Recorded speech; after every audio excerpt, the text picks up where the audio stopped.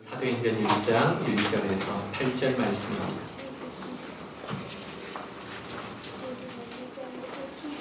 신약성경 사도행전 1장 1절에서 8절 말씀을 우리 함께 교독하도록 하겠습니다.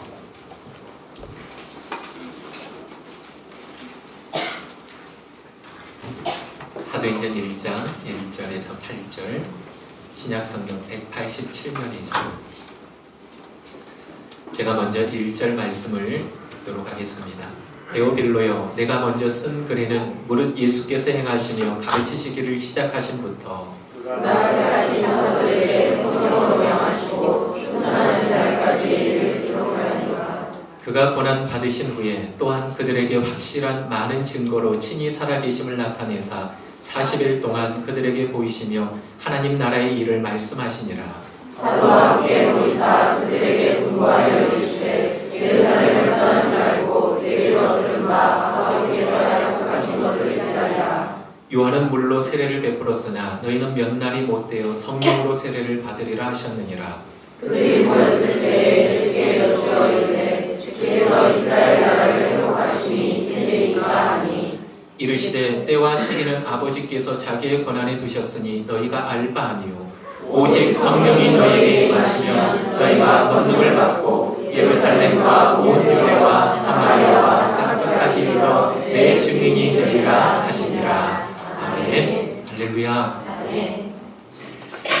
어느 회사의 입사 시험 문제에 다음과 같은 문제가 출제되었습니다.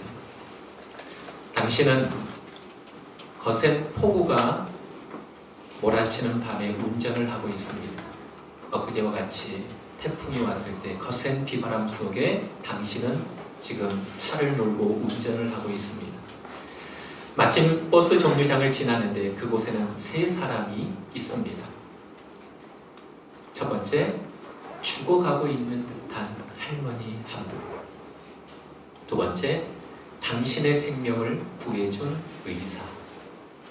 그리고 마지막 세 번째는 당신이 꿈에 그리던 당신의 이상. 세 명을 기억하십니까? 죽어가고 있는 듯한 할머니 한 분이 서 계시고, 얼마 전에 이 사람의 생명을 구해준 생명의 은인 의사가 또 한 명 서 있습니다. 그리고 마지막, 본인이 그토록 꿈꿨던 이상형 한 여인이 그 버스 정류장에 서 있습니다. 그런데 당신의 차에는 단 한 명만을 태울 수 있습니다. 이 세 사람 중에 당신은 어떤 사람을 태우겠습니까? 이게 한 회사의 입사 시험 문제였습니다.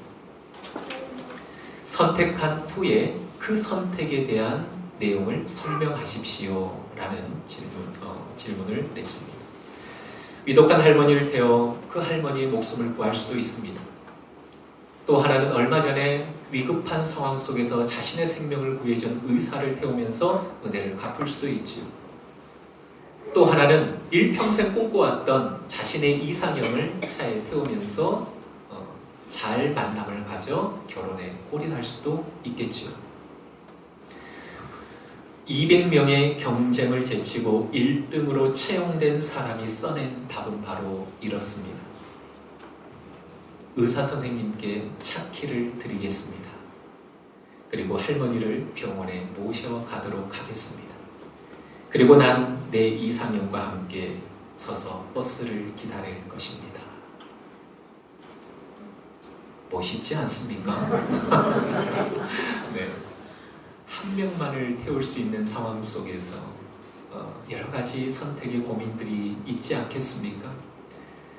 그런데 차키를 의사에게 주면서 그 쓰러져 죽어가고 있는 이 할머니를 태우고 병원에 가도록 하겠습니다. 그리고 나는 서서 비를 맞으며 버스 정류장에서 내가 그토록 꿈꿔왔던 내 이상형과 함께 비를 맞으며 버스를 기다리겠습니다. 이 답이 1등으로 뽑혔다는 겁니다. 여러분, 우리의 삶은 많은 선택의 기로에 놓여져 있습니다. 때로 선택해야 되고 때로는 결단해야 되고 그러한 상황 가운데 우리는 놓여 있습니다. 샤르트르라고 하는 사람이 인생을 이렇게 정의합니다. 인생이란 삶과 죽음 사이의 초이스, 선택이다. 끊임없는 선택의 연속에 우리는 놓여 있다라고 얘기를 했습니다. 저도 참 기억에 남는 선택 결단이 생각이 났습니다. 5년 전에 저 스페인의 산티아고 길을 걸을 때, 수백 킬로의 길을 걸을 때 한번 위기가 찾아온 적이 있습니다. 7일째 되던 날 저녁 늦게 숙소에 도착했는데 세계의 많은 젊은 사람들이 그 숙소 알베르게에 한 13명이 먼저 모여 있었습니다. 늦게 도착해서 피곤해 지쳐서 제일 늦게 씻고 나오는데, 제가 욕실에 들어가기 전만 해도 다 짐을 풀고 13명의 그 사람들이 쉼을 청하려고 했었는데, 씻고 나온과 동시에 사람들이 짐을 다 챙기면서 하나하나 떠나려고 짐을 챙기기 시작했습니다. 무슨 상황인지 몰라서 물었죠. 잘 되지 않는 영어로. 그런데 대충 알아들으니까 이 숙소 안에 베드벅, 큰 벌레가 나타났다라는 거예요. 근데 여러분, 산티아고 길을 걸으면서 가장 조심해야 되는 것 중에 하나가 바로 이 벌레에 물리면, 베드벅 이 벌레에 물리면 그냥 간지럽기가 보통 간지러운 게 아니라 견딜 수 없을 정도로 간지럽습니다. 그래서 이 산티아고 길을 걸을 때 특별히 조심해야 될 것 중에 하나가 벌레에 물리지 않는 것.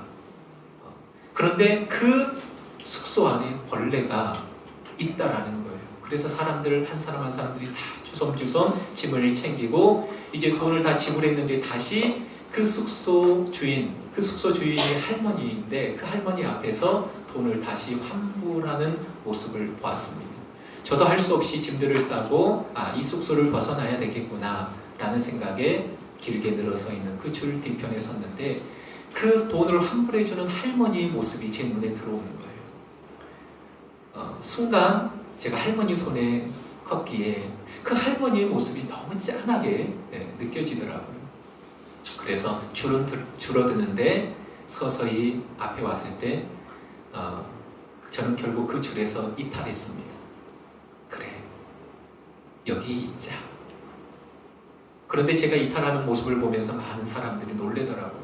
당신 그러면 안 된다라는 손짓으로 빨리 가야 된다. 이 옆에 숙소로 옮겨야 된다. 그런데 저는 짐을 내려놓고 결국은 옮기지 않았어요. 그런데 나중에 그것이 참 저에게는 유익된 시간이었습니다. 13명이 모여있는 그 한 숙소 안에서, 여러분, 산티아고 길을 걸다 보면은 빨래를 제대로 할 수가 없어요. 마르지 않는 옷들을 입고 계속 걷는 시간들이 있는데, 이제 다 떠나고 난 그 빈 숙소에 벽 스팀가에 혼자 그 빨래들을 다 널어놓고 그러면서 제가 한 일주일을 걸으면서 피곤에 젖어 있었는데, 밤에 이렇게 숙소에 모여있다 보니까 코 고는 사람들이 너무 많아요. 그러다 보니까 잠을 설쳤던 시간들이 많았었는데, 숙소가 텅 비어있는 상황 속에서 빨래를 혼자 다 해서 말릴 수 있었고, 그날 밤에는 또 사람들이 없다 보니까 자기 전에 무릎을 꿇고 소리내어서 기도하는 시간을 조금 많이 가졌고, 그날 밤은 또 이렇게 코 고는 소리 없이 잠을 잘 청했던 기억이 있습니다. 그런데 눕고 잠이 들려고 하는 그 순간 밖에서 똑똑똑 하는 소리가 있었어요. 그런데 그 숙소의 주인 할머니가 문을 삐그시 열고 들어오시는데, 그분의 손에 이렇게 음식과 빵이 이렇게 들려진 상황에서 가지고 오셨어요. 그 나라 스페인의 그 전통 요리인 것 같더라고요. 그런데 그 전에 한 1시간 전에 제가 저녁을 먹었거든요. 언어가 잘 통하지 않지만 저 밥 먹었다고 배 이렇게 부르다고 하는데, 그 할머니께서 그래도 먹으라고, 이거 맛있다고 하면서 계속 신랑이를 하다가 결국 그 할머니의 또 귀한 음식을 이렇게 다 먹고, 벌레 때문에 힘든 게 아니라 그 다음날은 너무 많이 먹어서 소화를 못 시켜서 그 다음날 좀 힘들었던 기억이 있었습니다. 삶은 끊임없는 선택의 연속입니다. 상황 속에서 내가 어떠한 선택을 하느냐, 어떠한 결단을 내리느냐, 그 상황 속에서 우리의 인생은 달라지게 되죠. 여러분, 사도행전의 역사는 성령의 역사입니다. 믿습니까? 비겁했던 제자들이 성령 받고 하나님의 사람이 되었습니다. 여러분, 이 땅에서 선물 중에 가장 좋은 선물이 있다면 어떤 선물일까요? 바로 성령 아닐까요? 너희가 악한 자라도 자식에게 좋은 것을 줄 알거든 하물며 하나님께서 구하는 자에게 좋은 것 곧 성령을 주시지 않겠느냐. 성령은 우리에게 가장 값지고 소중한 선물인 것을 믿으시기 바랍니다. 하나님은 우리에게 그 귀한 선물을 주시기를 원합니다. 예수 그리스도 안에 있는 사람, 누구나 성령 받고 성령의 사람이 되어 이 한 시대를 살아가면서 하나님의 역사를 써내려가기를 원하시는 그 마음이 바로 하나님의 마음입니다. 그렇다면 여러분, 오늘 이 본문 속에서 성령을 어떤 사람에게 성령을 선물로 줬는지 우리는 이 본문 속에서 답을 찾을 수 있습니다. 성령의 선물은 여러분 기억하십시오. 제자들의 믿음에 결단이 있었다라는 것. 그냥 주어진 게 아니었어요. 하나님은 성령을 우리에게 선물로 주시기를 원했지만 그냥 제자들에게 주신 게 아니에요. 오늘 본문 상황을 보면은 제자들의 믿음의 결단, 믿음의 선택 가운데 성령의 기름 부으심이 있었다는 겁니다. 그렇다면 제자들이 어떠한 결단이 있었을까요? 어떠한 선택이 있었을까요? 첫 번째, 예루살렘을 떠나지 않는 믿음의 결단이 있었습니다. 우리 4절을 한번 주목하시기 바랍니다. 4절을 함께 같이 읽도록 하겠습니다. 시작. 사도와 함께 모이사 그들에게 분부하여 이르시되 예루살렘을 떠나지 말고 내게서 들은 바 아버지께서 약속하신 것을 기다리라. 아멘. 어디를 떠나지 말라? 예루살렘을 떠나지 말라. 예루살렘을 떠나지 말라. 여러분, 예루살렘을 떠나지 말라라는 이 주님의 명령이 결코 쉬운 것이 아닙니다. 왜일까요? 예수님은 예루살렘에서 십자가에 못 박혀 돌아가셨습니다. 예루살렘은 예수님이 못 박혀 죽으신 현장입니다.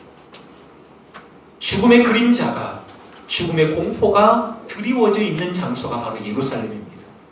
예수님을 종교 지도자들이 죽이고 난 다음에 두 번째 타깃이 되었던 자들이 누구일까요? 예수님을 따랐던 제자들이 두 번째 타깃입니다. 그 죽음이 도사리고 있는 예루살렘, 공포 속에 사로잡혀 있는 이 예루살렘은 제자들이 떠나야 살 수 있는 곳이었어요. 빨리 이 예루살렘에서 흩어져서 도망가야지 그들이 살 수 있었다는 겁니다. 그런데 오늘 본문에 보니까 그 공포와 죽음의 그림자가 드리워져 있는 이 예루살렘을 예수님께서 떠나지 말라라고 명령하고 있습니다. 이게 쉬워 보입니까? 결코 그렇지 않습니다.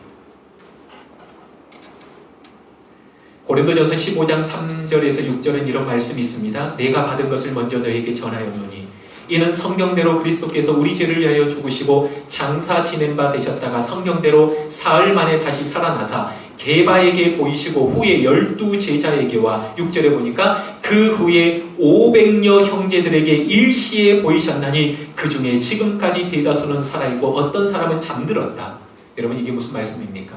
예수님이 십자가에 돌아가신 후에 3일 만에 부활하셔서 사람들에게 나타나셨는데 게바에게 나타나시고 12 제자에게 나타나시고 그 다음에 500여 명이 일시에 볼 수 있는 그 장소에 부활하신 주님이 나타나셨다라는 겁니다.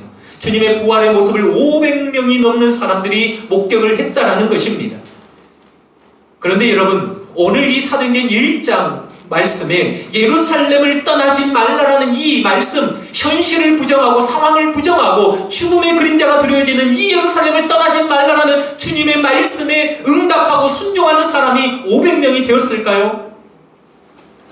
사도행전 1장 14절에서 15절은 이렇게 말씀합니다. 여자들과 예수의 어머니 마리아와 예수의 아우들과 더불어 마음을 같이하여 오로지 기도에 힘쓰더라. 모인 무리의 수가 약 몇 명이나? 120명이나 되더라. 그때 베드로가 그 형제들 가운데 일어서서 이르되, 여러분, 예수님의 부활을 목격한 사람은 500명이 넘었습니다. 예루살렘을 떠나지 말고 여기서 기다려라. 주님의 명령을 받았던 사람은 수백 명에 이릅니다. 그러나 현실적으로 판단하고 이성적으로 판단해서 아니다. 이 예루살렘은 우리가 머물러 있을 곳이 아니다. 현실적 판단을 한 사람이 380명이 넘었다라는 겁니다. 오늘 이 120명은 뭘 의미합니까? 보이는 현실 가운데 나의 생각과 이성적 판단을 말씀 안에 내려놓은 사람이 바로 이 120명이었다는 것입니다. 이제는 분명해졌습니다. 어떤 자들에게 성령의 기름 부으심이 있을까요? 예루살렘을 떠나지 않는 환경을 뛰어넘는 믿음의 사람, 그 말씀을 붙들고 환경과 현실보다는 오로지 주의 말씀에 믿음으로 순종하며 걸음을 멈춰섰던 그 사람들에게 성령은 그들에게 선물로 주어졌다라는 것입니다. 하나님의 역사와 기적이 언제 일어날까요? 기억하십시오. 하나님께서 하시고자 하는 강력한 의지와 환경을 뛰어넘는 우리의 믿음의 결단이 만날 때 그곳의 역사가 일어나고 기적이 일어남을 믿습니다. 하나님께서 하시고자 하시는 강력한 의지가 있다 하더라도 우리가 그 주의 말씀에 순종하는 믿음의 결단이 없으면 그 속에는 믿음의 역사, 기적의 역사가 일어나지 않는다는 것입니다. 하나님은 우리에게 때로 믿음의 결단을 강력하게 요구하실 때가 있습니다. 여러분, 출애굽기 4장은 모세가 하나님 앞에서 변명하는 사건이 나옵니다. 출애굽기 3장에 모세야, 저희 애굽 땅에 가서 내 백성을 이끌어내라. 하나님이 모세를 설득했습니다. 그런데 그 다음 장 출애굽기 4장에는 모세의 변명이 나옵니다. 출애굽기 4장 1절에 보니까 그들이 나를 믿지 아니할 것입니다. 그들이 내 말을 듣지 아니할 것입니다. 하나님께서 나에게 나타나지 아니하셨다라고 그들이 얘기할 겁니다. 나는 못 갑니다. 그때 하나님께서 모세에게 말씀합니다. 내 손에 무엇이 있느냐? 네, 하나님, 지팡이가 있습니다. 하나님은 모세에게 그 지팡이를 땅에 던지라 라고 말씀합니다. 그 지팡이를 땅에 던지니 그 지팡이가 뱀이 되어집니다. 그런데 여러분, 그 다음 사건을 주목하십시오. 뱀이 된 그 지팡이, 하나님께서 모세에게 뭐라고 말씀하시느냐? 뱀의 꼬리를 잡아라. 한번 따라서 할까요? 뱀의 꼬리를 잡아라. 뱀의 꼬리를 잡아라. 여러분, 이 상황이 이해가 되십니까? 뱀을 잡을 때는 꼬리를 잡으면 안 돼요. 뱀을 잡을 때는 반드시 머리를 잡고 제압을 해야 됩니다. 이 상황을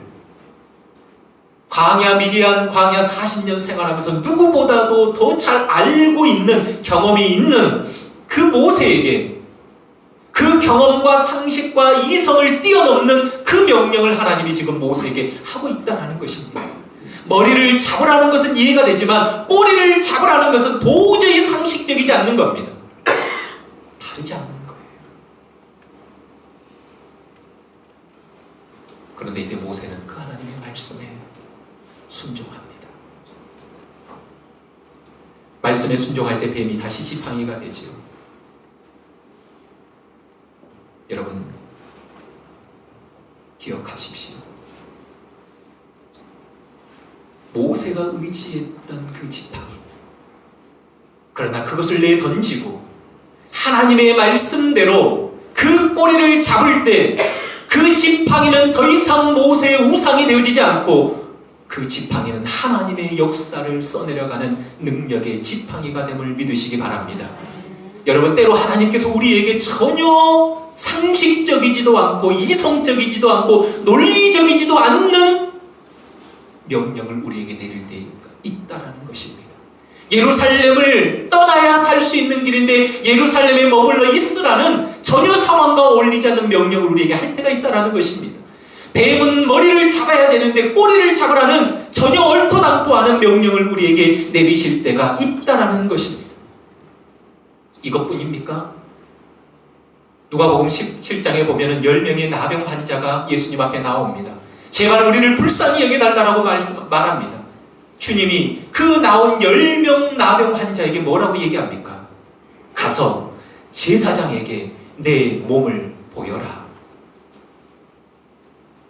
이게 옳은 겁니까? 여러분, 나병 환자들은 그 당시 사람들에게 저들은 저주받은 인생이다, 하나님 앞에 저주받은 인생이다라는 낙인이 찍혀서 성 안에 살 수 있는 것이 아니라 성 밖에 살 수밖에 없는, 고립되고 외톨이로 살아갈 수밖에 없는 인생이에요. 왜요? 그 나병 때문에. 그들이 성 밖에서 성 안으로 들어올 수 있는 유일한 길이 무엇입니까? 병이 고쳐져야 돼요. 나병이 치료되고 그 치료된 모습이 제사장으로 하여금 확인되어질 때 그들이 비로소 가정의 자리로, 삶의 자리로 갈 수 있는 거예요. 그런데 그들을 향하여서 성 안에 들어가서 제사장에게 내 몸을 보이라? 아닙니다, 주님. 그것이 순서가 아닙니다. 우리가 먼저 깨끗이 치료되고 난 이후에 제사장에게 가서 우리 몸을 보이고 우리가 가족에게로 돌아갈 수 있습니다. 이게 순서고 이게 현실입니다. 그런데 예수님이 어떻게 말씀합니까? 먼저 고쳐주지 않으셨어요. 가라는 겁니다. 제사장에게 가서 내 몸을 보이라는 겁니다. 그 말씀에 순종할 때, 걸어갈 때 그 10명의 나병 환자가 깨끗이 치료된 역사를 경험하게 됩니다. 여러분, 우리는 우리의 삶의 때로 이렇게 고백하지요. 주님 먼저 고쳐주셔야지요. 먼저 해결해 주셔야지요. 먼저 치료해 주셔야지요. 그래야 우리가 이걸 할 수 있습니다. 이렇게 나아갈 수 있습니다. 이렇게 행동할 수 있습니다. 먼저 해 주셔야 우리가 이렇게 하지 않겠습니까? 아니요. 때로 하나님께서 우리에게 먼저 믿음의 순종, 믿음의 결단을 요구하실 때가 있다라는 것입니다. 예루살렘을 떠나지 말아라. 뱀의 꼬리를 잡아라. 먼저 제사장에게로 들어가라. 주님의 이런 명령 앞에 믿음의 순종, 거룩한 결단이 있어지기를 주님의 이름으로 축복합니다. 제자들이 그랬어요. 예루살렘을 떠나지 않는 그 믿음의 결단이 결국 그들로 하여금 성령 충만의 역사를 받는 비결이었다는 것입니다. 두 번째, 이 제자들의 결단 또 하나, 예루살렘을 떠나지 말고 못하라. 기다리라. 여러분, 우리 신앙생활에 가장 힘들고 어려운 게 뭘까요? 기다리는 것 아닙니까? 기다리는 거예요. 언젠가 약속이 잡혀 있어서 시간이 촉박해 급하게 운전을 하고 가는데 좁은 골목길로 이렇게 접어들게 되었습니다. 그런데 차가 가지를 않고 계속 그 골목에 이렇게 멈춰 있는 거예요. 반대편에서는 차가 안 와서 너무나도 급해서 안 되겠다 싶어서 차를 이렇게 오는 방향으로 이렇게 가는데 어떻게 됐을까요? 사고가 난 게 아니라 저 앞에서 사고가 났어요. 그래서 차가 못 가고 계속 줄을 서 있고 저쪽에서도 이렇게 못 들어오고, 그런데 제가 그 사이를 비주고 이렇게 간 거예요. 어떻게 됐을까요? 정말로 혼났습니다. 앞에서 경찰관 아저씨께. 지금 이렇게 상황이 이렇게 돼 있는데 참지 못하고 이렇게 삐집고 들어와서 더 상황을 꼬이게 만들어서 경찰 아저씨께 얼마나 고개를 숙이고 죄송하다 했는지 몰라요. 기다리지 못해서 그 상황을 더 꼬이게 만든 그런 상황도. 우리의 신앙도 기다리지 못할 때 참 낭패를 당할 때가 얼마나 많습니까? 출애굽기 3장 32장에 보면 이스라엘 백성이 모세가 시내산에 율법을 받으러 올라갔을 때 그 밑에서 금송아지를 만들고 우상을 섬기는 그런 안타까운 장면이 일어납니다. 그래서 하나님께서 모세야 빨리 내려가라, 내 백성이 범죄했다. 내려가 보니까 그런 난장판을 피우고 있는 거예요. 그런데 그 원인이 무엇이었을까요? 금송아지를 만들고 그런 하나님이 기뻐하시지 않는 행위를 한 이유가 뭘까요? 출애굽기 32장 1절은 이렇게 말씀합니다. 백성이 모세가 산에서 내려옴이 더딤을 보고, 모세가 산에 올라갔는데 하루가 지나고 이틀이 지나고 3일이 지나도 내려오지 않는 거예요. 더뎠어요. 더딘 것을 보고 이스라엘 백성이 어떻게 합니까? 기다리지 못했다라는 겁니다. 기다리지 못한 결과 이제 우리는 끝났다. 모세가 사라졌다. 우리를 애굽에서 인도해낸 사람도 사라지고 하나님도 없다. 그래서 금송아지로 신을 만들고 그렇게 하나님의 가슴을 찢어놓는 안타까운 모습을 우리는 성경에서 보게 되어집니다. 2차 세계대전 이후에 유대인의 명절 6월절에는 꼭 등장하는 노래가 한 곡이 있다고 합니다. 그것은 아니마민이라는 노래입니다. 아니마민. 아니마민이란 히브리어로 나는 믿는다라는 뜻입니다. 이 노래가 작곡된 것은 놀랍게도 공포의 아우슈비츠 수용소에서 이 곡이 만들어졌다고 합니다. 이 곡을 만든 사람도 그곳에 감금된 불행한 유태인이었습니다. 이 노래는 이렇게 시작합니다. 우리는 구세주가 오리란 걸 믿고 있습니다. 그러나 그는 조금 늦게 오십니다. 그쯤 젊고 유능한 한 유대인 외과 의사가 나치에 의해 아우슈비츠 수용소에 수용되었습니다. 그는 매일 가스실과 실험실을 향해 떠나는 동족들의 죽음의 행렬을 보게 됩니다. 그리고 머지않아 자신도 가스실의 제물이 될 것을 알고 있었습니다. 강제노역 시간에 이 젊은 의사는 흙 속에 파묻힌 깨진 유리병 조각을 몰래 자신의 바지 주머니 속에 숨겨가지고 돌아왔습니다. 그리고 그날부터 그는 언제 죽을지 모르는 상황 속에서 아침과 저녁이면 을에 그 깨진 유리의 날카로운 파편으로 면도를 하기 시작했습니다. 오후가 되면 군인들이 와서 가스실로 보낼 처형자들을 골랐습니다. 군인들은 유리병 조각으로 피가 묻어날 정도로 파랗게 면도된 의욕이 넘치는 외과 의사의 턱을 보고 차마 그를 가스실에 보내지 못했습니다. 결국 그는 독일이 완전히 패망할 때까지 살아남게 되었습니다. 그가 살아서 죽음의 수용소를 떠날 때 그의 소지품은 단 한 가지, 그 깨진 유리병 조각이었습니다. 삶에 대한 강한 의지를 가지고 하나님의 도움을 기다렸던 유대인 의사는 이렇게 말했습니다. 하나님의 도움은 결코 늦는 법이 없습니다. 다만 우리가 너무 성급할 뿐입니다. 하나님의 도움은 결코 늦지 않습니다. 다만 우리가 너무 성급할 뿐입니다.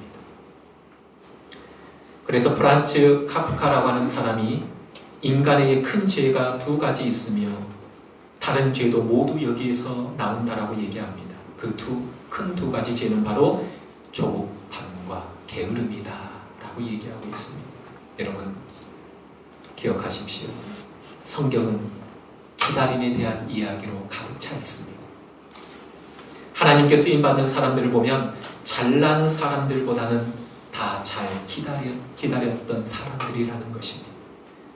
모세도 40년을 기다렸고 욥은 그 고통 가운데 기왓장으로 온몸을 긁으면서도 하나님의 응답을 기다렸습니다. 바울은 감옥에서 석방되기를 기다리면서 편지를 썼는데 그 편지가 오늘날 신약 성경의 일부가 되었다라는 것입니다. 우리가 너무나도 잘 알고 있는 믿음의 영웅 다윗도 시편 40편에 보니까 내가 여호와를 기다리고 기다렸더니, 내가 여호와를 기다리고 기다렸더니 그가 마침내 내게 응답하셨도다. 할렐루야. 그렇습니다. 기다려야 되는 거예요. 기다림은 실패도 나약함도 아닙니다. 기다림 속에는 생명의 힘을 만듭니다. 씨앗은 땅속에서 기다림을 통해 흙을 뚫을 힘을 만들고, 새는 알에서 기다림을 통해 알을 깰 힘을 만듭니다. 애벌레는 번데기로 기다리는 동안에 나비가 되어 날개짓을 할 힘을 만들게 되지요. 여러분, 기다림은 멈춤의 시간이 아니라 준비의 시간임을 믿으시기 바랍니다. 기다림은 낭비의 시간도 아니라 바로 창조의 시간입니다. 기다림은 고통도 따르지만 가슴 떨림과 환희가 있는 소망의 시간입니다. 기다리는 자들에게는 늘 희망이 있습니다. 예루살렘을 떠나지 말고 믿음으로 기도하며 기다리라. 이 말씀에 순종했던 제자들에게는 성령의 기름 부으심이 넘쳐나고 그들을 통하여서 하나님의 역사가 써내려졌다라는 것입니다. 사랑하는 성도 여러분, 오늘 우리의 상황 속에서 결단해야 될 때가 있습니다. 상황과 전혀 맞지 않는 하나님의 음성이 들려올 때가 있습니다. 그럴 때 이 말씀을 기억하면서 예루살렘을 떠날 수밖에 없는 환경과 현실이지만 그럼에도 불구하고 예루살렘을 떠나지 않았던 제자들의 믿음의 결단, 그리고 기다림이 너무나도 힘든 시간이지만 칠흑같이 어두운 시간이지만 그 속에서 잠잠히 하나님을 바라보며 기다렸던 제자들을 바라보면서 우리의 신앙 또한 이런 제자들의 신앙이 되어지기를 주님의 이름으로 축복합니다. 그래야 우리를 통하여, 우리 교회를 통하여 이런 하나님의 아름다운 역사가, 초대교회 사도행전의 역사가 아름답게 써내려져 가기를 주님의 이름으로 축원합니다. 아멘. 기도하겠습니다.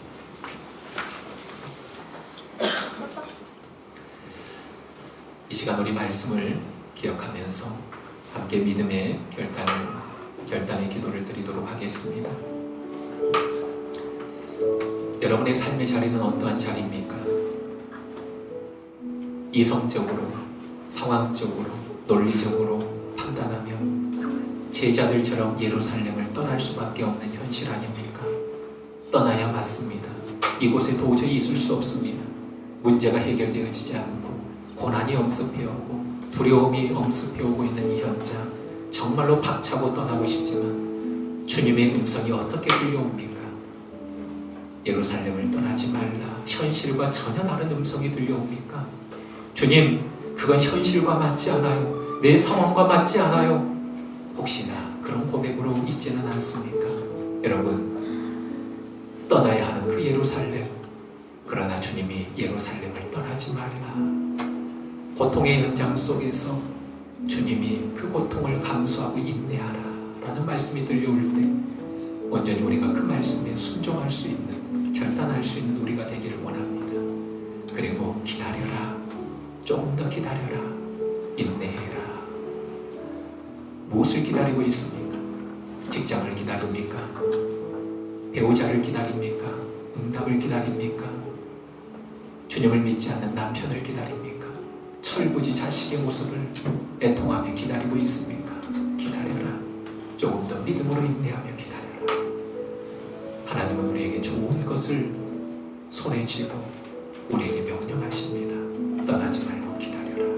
하나님, 주님 우리에게 말씀할 때 이 말씀 앞에 믿음의 거룩한 결단으로 순종하며 나아가는 내 자신 되게 하여 주옵소서. 때로 내 믿음이 꺾일 때가 있습니다. 다약해질 때가 있습니다. 그럴 때마다 주님, 나를 붙들어 주시고 주의 말씀에 온전히 순종하며 나아가는 주님의 제자가 되게 달라고 이 시간 우리 결단하면서 함께 기도하도록 하겠습니다. 기도하겠습니다. 하나님 아버지 감사합니다.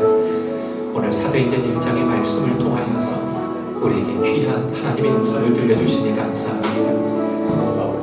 사도행전의 역사는 성령의 역사입니다. 성령께서 제자들의 걸음을, 마음을 움직이셔서 가는 곳곳마다 하나님의 기적, 하나님의 능력의 역사를 써내려 가셨습니다. 그러나 그 성령은 제자들이 어떻게 받았습니까? 그냥 멍하니 있는다고 성령이 주어진 것이 아니었습니다. 환경과 상황과 모든 이성을 뛰어넘는 하나님의 명령 앞에 제자들은 믿음의 결단, 믿음의 순종을 하였습니다. 예루살렘을 떠날 수밖에 없는 상황입니다. 예루살렘을 등지고 갈릴리로, 가버나움으로 정말로 숨을 수 있는 곳이 아니라 어디든지 가서 숨어야 되는 상황입니다.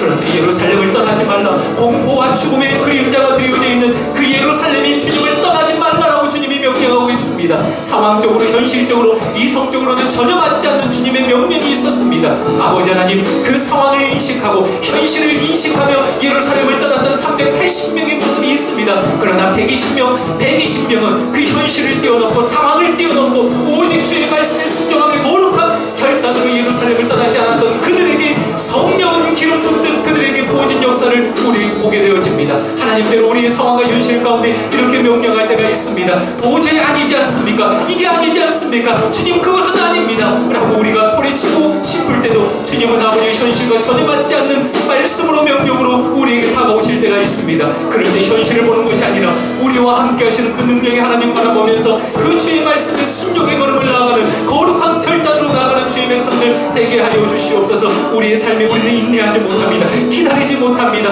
아버지 하나님, 기다리라 주님이 말씀하십니다. 기약 없는 기다림입니다. 언제까지 기다리라고 주님이 말씀하지 않으셨습니다. 무작정 기다리라고 주님이 말씀하고 있습니다. 기다림은 어둠입니다. 기다림은 지칩니다. 아버지 하나님, 그러나 제자들은 기다렸습니다. 아버지는 주님을 신뢰하며 기다렸습니다. 아버지 하나님, 우리에게도 기다릴 수 있는 믿음을 주시옵소서. 현실과 상황을 뛰어넘으면서 잠잠히 주님이 주신 평강 가운데 기다릴 수 있는 믿음이 우리에게 있게 하여 주시옵소서. 아버지 하나님, 그리하여 우리 사랑하는 주의 백성들 다 성령 충만하고 하나님의 능력을 가슴에 먹어지고 이 땅에서 하나님의 역사를 힘있게 써내려가는 하나님의 사람들이 다 되게 하여 주시옵소서. 주님 감사합니다. 하나님 아버지, 예루살렘을 떠나지 말라. 현실적으로는 도저히 받아들일 수 없는 상황입니다. 주님이 예루살렘에서 돌아가셨고 지금 공포와 죽음의 그림자가 잔뜩 끼어있는 그 예루살렘, 떠나고 싶고 벗어나고 싶은 현장이 바로 예루살렘이었습니다. 서서히 죽음이 조여오는 그 상황 속에서 주님이 제자들에게 예루살렘을 떠나지 말아라. 상황적으로는 받아들일 수 없는 현실이지만 주님 바라보고 그 말씀 붙들고 거룩한 믿음의 결단을 했던 그들에게 성령은 부어주었습니다. 기다리기가 참으로 힘든 상황, 기약 없는 기다림. 그런데 주님의 기다리라는 그 명령 앞에 그들은 또한 순종하였습니다. 아버지 하나님, 우리 사랑하는 주의 백성들의 삶의 자리가 이러한 자리가 되게 하여 주옵소서. 상황적으로 현실적으로는 납득하기 어려운 주의 음성이 들려질지라도 그 주님의 음성에 순종하고 잠잠히 주님 바라보며 주님의 때를 기다릴 수 있는 믿음의 사람 되게 하여 주시옵소서.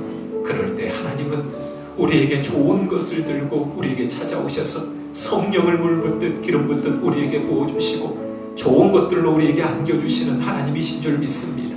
끝까지 신실한 하나님 바라보며 인내하고 기다리며 나아가는 하나님의 백성들 다 되게 하여 주옵소서.